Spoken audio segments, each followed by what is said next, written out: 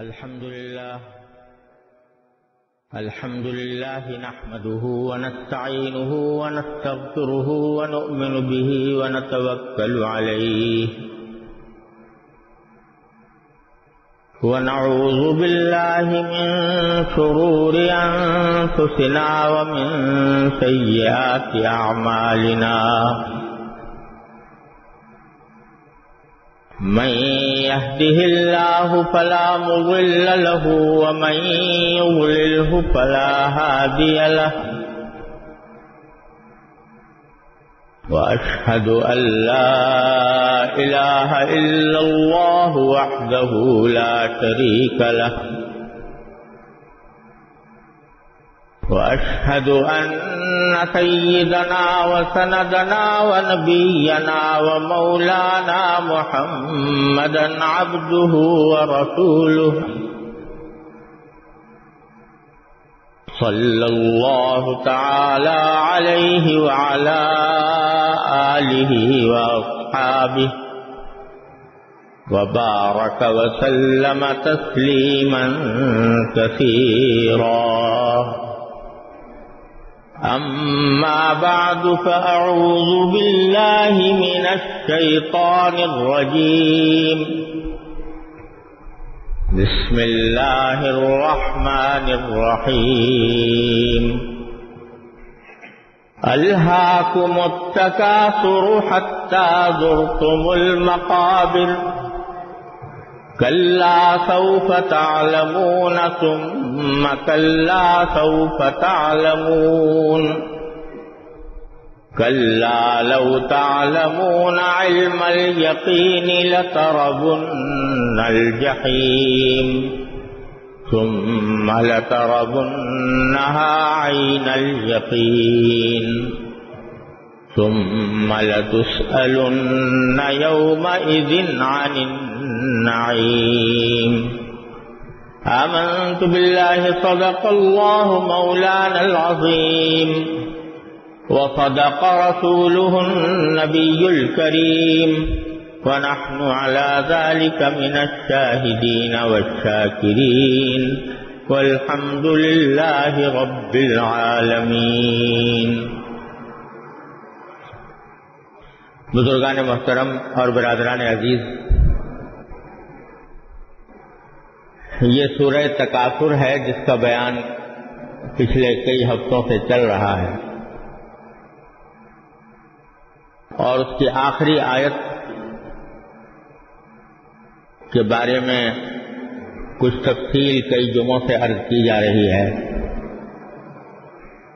جس میں اللہ تبارک و تعالیٰ نے فرمایا کہ وَلَتُسْأَلُنَّ يَوْمَئِذٍ عَنِ النَّعِيمِ،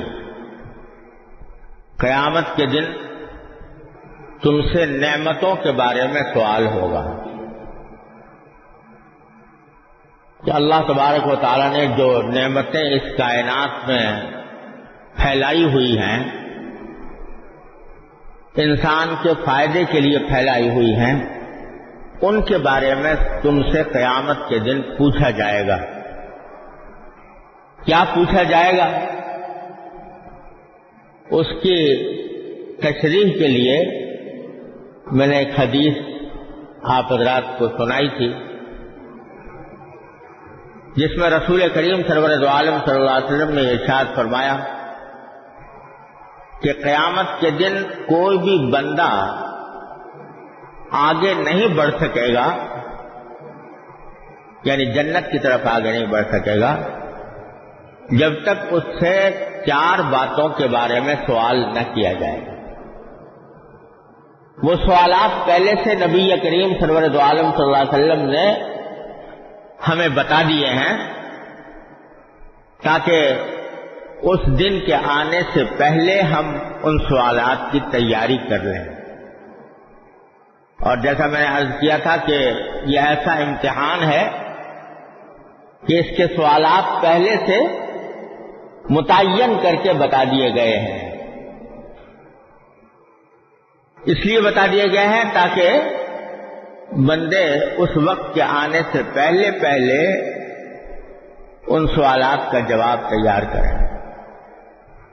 تو ایک تو فرمایا تھا کہ عن عمرہ فیما افناہ، پوچھا جائے گا کہ تمہیں جو ہم نے عمر دی تھی، زندگی دی تھی، وہ تم نے کس چیز میں ختم کی؟ اور اسی کی دوسری تعبیر یہ بھی ہے کہ وعن شبابہ فیما ابلاہ، کہ تمہاری جوانی کے بارے میں پوچھا جائے گا کہ جوانی کو تم نے کس چیز میں بوڑھا کیا۔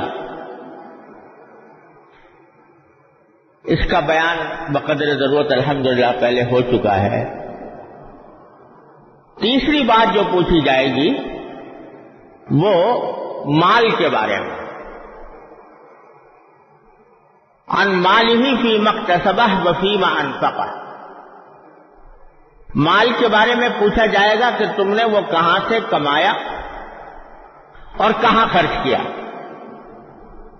پچھلے جمعہ میں نے اس کی کچھ تفصیل عرض کرنی شروع کی تھی، آج اسی کا تتمہ کرنا ہے۔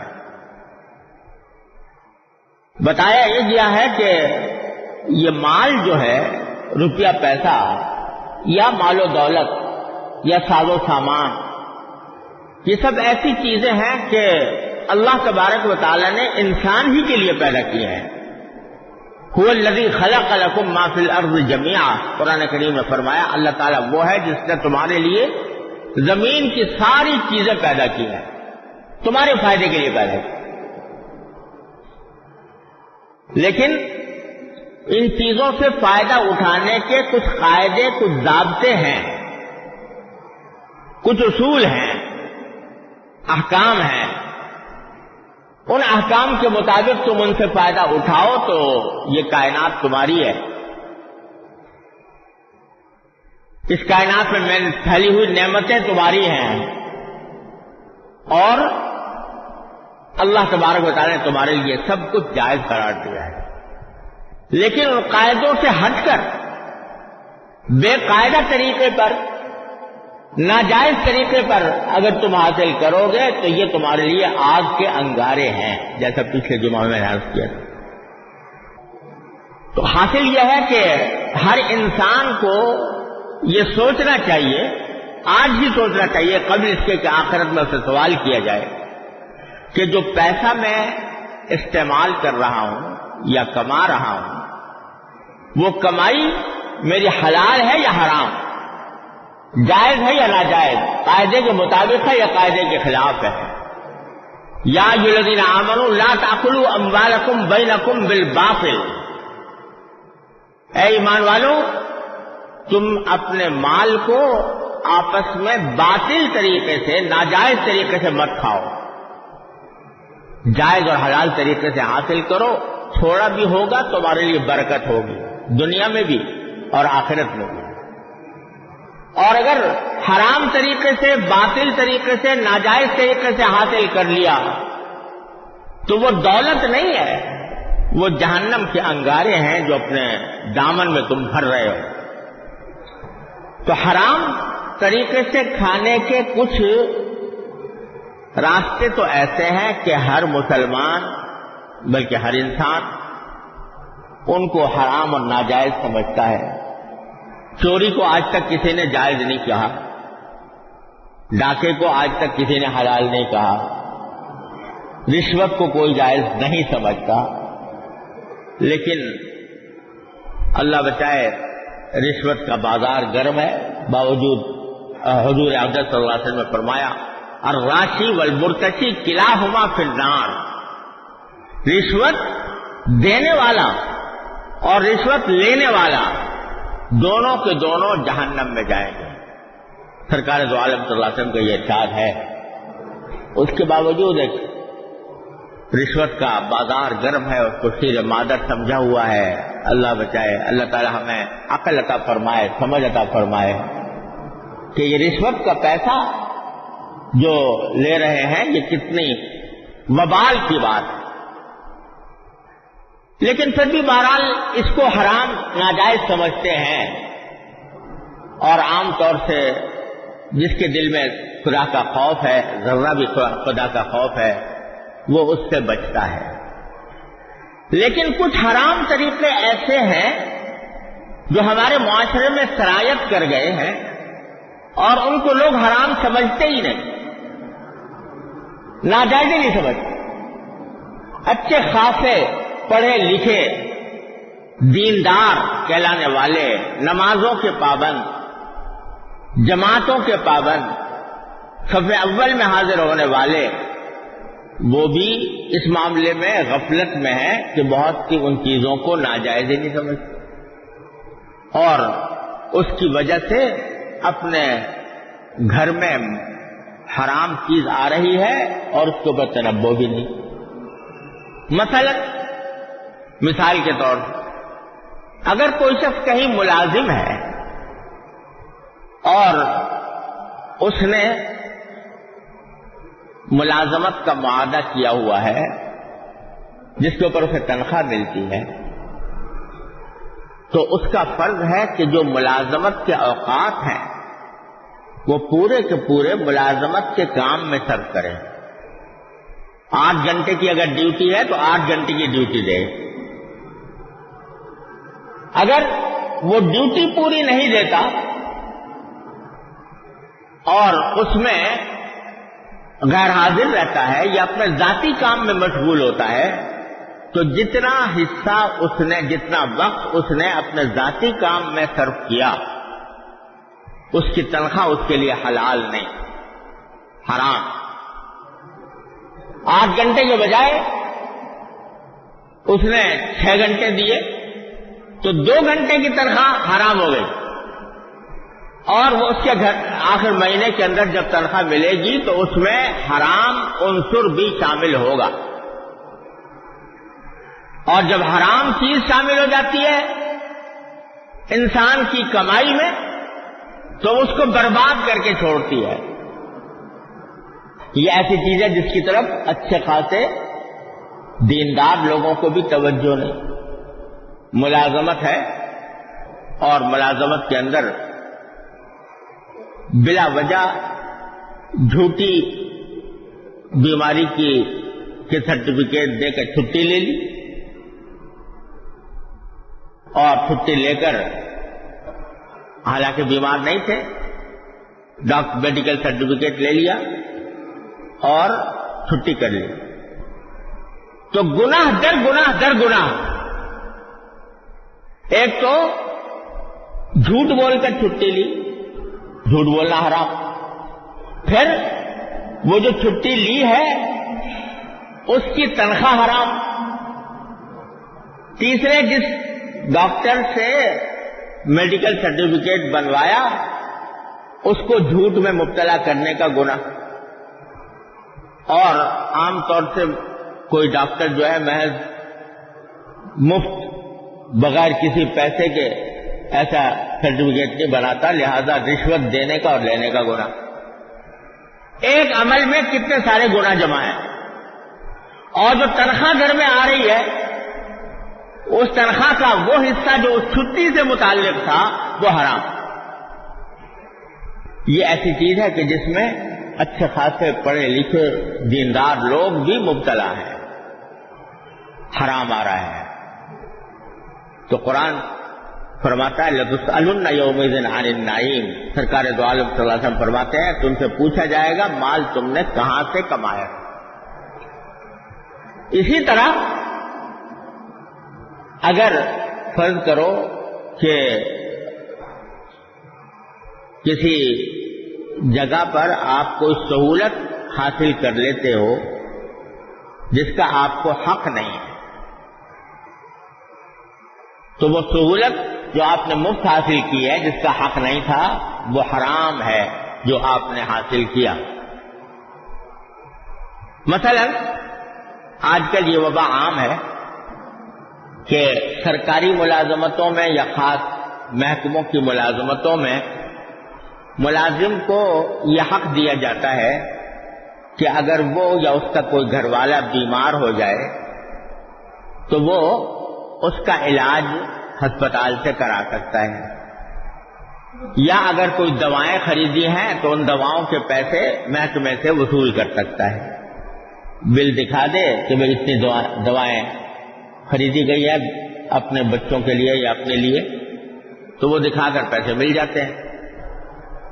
ایک سہولت ہے جو دی گئی ہے۔ اگر جائز طریقے سے واقعتاً خود آدمی بیمار ہے، اپنے گھر والے بیمار ہیں، ان کے لیے دوا لی ہے تو جائز ہے، یہ حلال ہے. لیکن لوگ کرتے یہ ہیں کہ یا تو کسی مہینے میں کوئی بیماری نہیں ہوئی اور جھوٹے بل بنوا لیے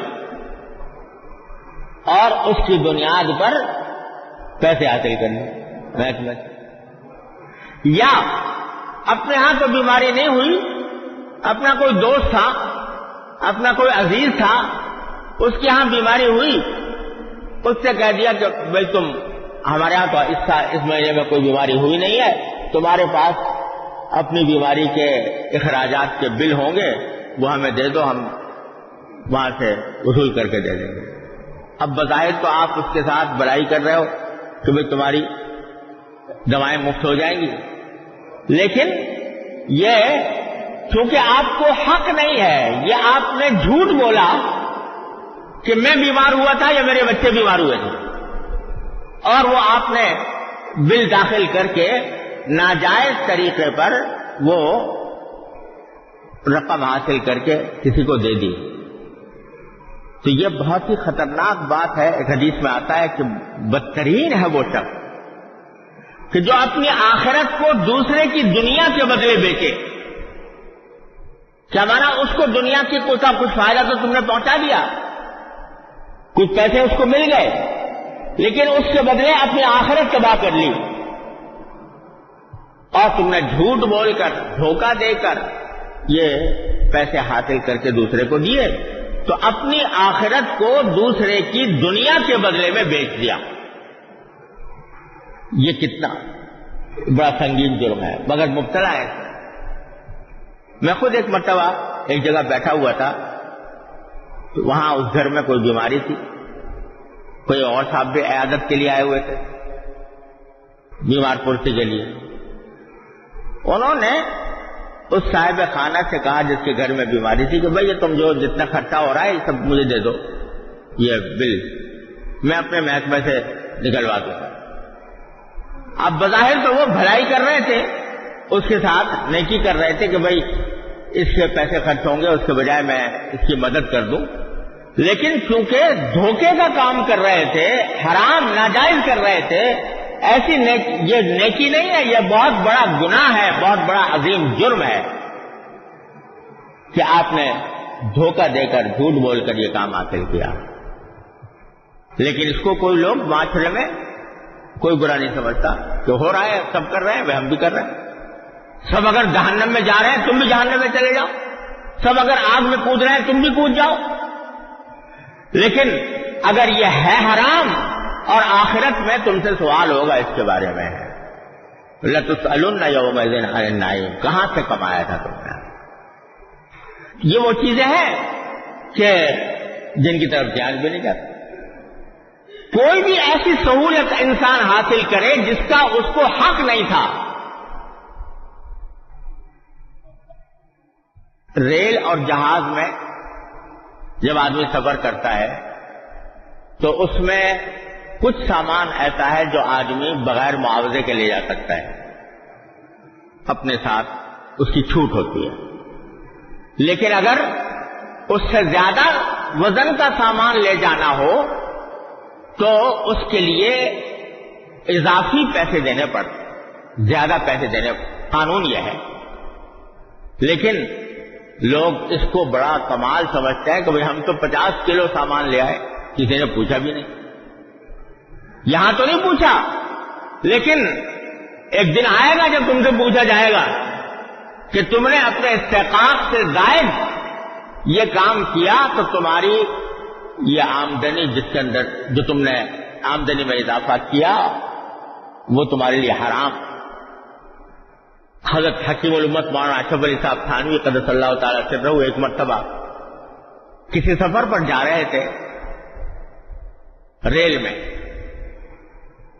سامان اتنا زیادہ تھا کہ جو مقررہ حد سے بڑھا ہوا تھا، تو حضرت کا ہمیشہ معمول یہ تھا کہ جو مقررہ حد سے زیادہ سامان ہے اس کو باقاعدہ بک کرا کے اس کے پیسے ادا کر کے پھر لے جایا کرتے تھے. یہ ہندوستان کی بات ہے. تو چنانچہ وہ متعلقہ کاؤنٹر پر گئے تاکہ اپنے سامان کو بک کرے. وہاں لائن کچھ لگی ہوئی تھی، اس میں لگ گئے. اتفاق سے جو ریلوے کا گارڈ تھا، ہندو تھا، وہ حضرت کو پہچانتا تھا اور حضرت کی عزت بھی کرتا تھا. آ کر اس نے کہا تھا آپ یہاں کیوں کھڑے ہوئے ہو؟ اور نے کہا بھائی میرے پاس سامان زیادہ ہے، لہذا میں بک کرانے کے لیے آیا ہوں تاکہ اس کا کرایہ ادا کر دوں. کہا حضرت چھوڑیے بھی، کہاں آپ اس چکر میں پڑے، آئیے کوئی حرج نہیں، آپ لے لیجیے، چلیں سامان. حضرت نے کہا کہ بھائی یہ کیا بات کہ آپ یہ کہہ رہے ہیں کہ لے چلیں، تو کوئی اگر پکڑ لیا کسی نے؟ کہا کیسے پکڑے گا، میں اس گارڈ ہوں اس ٹرین کا اور میں ساتھ جا رہا ہوں. کہا کہ آپ کہاں تک جاؤ گے؟ کہا کہ میں کانپور تک جاؤں گا. حضرت نے کہا اس کے بعد کیا ہوگا؟ کہا کہ اس کے بعد میں دوسرا جو گارڈ آئے گا تو اس سے کہہ دوں گا، وہ کوئی آپ کو پریشان نہیں کرے گا. کہا کہ پھر وہ کہاں تک جائے گا؟ کہا کہ وہ تو ایسی طرح جائے گا کہ جہاں آپ سے پہلے اتر جاؤ گے. الہ آباد جانا ہے آپ کو تو آپ الہ آباد اتر جاؤ گے تو وہ آپ کو اتار. کہا کہ وہ جو وہاں جو چیک کرنے والے ہوں گے الہ آباد کے اسٹیشن پر تو وہ ان کا کیا بنے گا؟ کہا کہ وہ گارڈ ان سے کہہ دے گا اور آپ کو چھوڑ دے گا. کہا کہ اس کے بعد کیا ہوگا؟ کہا اس کے بعد کیا ہونا ہے، آپ اپنے تانگے میں بیٹھیں گے اور اپنی منزل کو پہنچ جائیں گے. کہا کہ نہیں، اس کے بعد بھی ایک مرحلہ آنے والا ہے. وہ کون سا مرحلہ؟ کہا کہ اللہ تعالیٰ کے سامنے پیش ہوں گا میں، تو وہاں مجھے کون بچائے گا؟ وہاں آپ ہوگے جو مجھے بچا لو. اب وہ خاموش ہو گیا. اس نے کہا کہ یہ تو میں نہیں کہہ سکتا میں کہاں تک وہ وہاں موجود ہوں گا کہ نہیں ہوں گا. تو حضرت نے فرمایا کہ بھائی آپ کو اختیار نہیں ہے ریلوے کی طرف سے کہ آپ اس طرح لوگوں کو بغیر پیسے لیے چھوڑ دیں، اور چونکہ اختیار نہیں ہے لہذا اگر آپ میرے لیے اجازت بھی دے دیں گے تو وہ اجازت معتبر نہیں. اور مجھے تو ایک ایک چیز کا حساب اللہ تبارک و تعالیٰ کے پاس جا کر دینا ہے. اس واسطے آپ اپنی مہربانی اپنی جگہ رکھیں، آپ کی مہربانی، لیکن میں بغیر پیسے دیے نہیں لے کے جاؤں گا. یہ ہے کہ وہ سوال ان مالہ من این اکتسبہ و این انفقہ، کہاں سے مال حاصل کیا، کہاں جا کر خرچ کیا، اس کا سوال ہونا ہے. آج ہمارے معاشرے میں یہ فکر ختم ہو گئی. یعنی چوری ڈاکے کو تو سب برائی سمجھتے ہیں، اگرچہ لوگ کر رہے ہیں لیکن برا تو سمجھتے ہیں کم سے کم. ان چیزوں کی برائی ہی دل سے اٹھ گئی اور اس کے بارے میں کوئی تصور نہیں ہے کہ ہم یہ کوئی گناہ کا کام کر رہے ہیں اور ہو رہا ہے معاشرے کے اندر. تو خوب سمجھ لیجئے کہ ایک ایک دانے کے بارے میں اللہ تبارک و تعالیٰ کے ہاں حساب ہے. من یعمل مثقال ذرۃ خیرا یرہ ومن یعمل مثقال ذرۃ شرا یرہ. جو شخص ایک ذرہ برابر نیکی کرے گا وہ بھی دیکھے گا قیامت کے دن، اور جو ایک ذرہ برائی کرے گا وہ بھی دیکھے گا قیامت کے دن. اللہ تعالیٰ نے فرما دیا. بجلی کی چوری ہو رہی ہے، کنڈے لگائے ہوئے ہیں لوگوں نے، اور اس کے ذریعے بجلی کی چوری کے اندر مبتلا ہے. کوئی چوری نہیں سمجھتا اس کو. یہ تو حکومت کا مال ہے، گورنمنٹ کا مال، حالانکہ گورنمنٹ کا نہیں ہے، ساری قوم کا ہے، اور اس کو بے دھڑک استعمال کیا جا رہا ہے.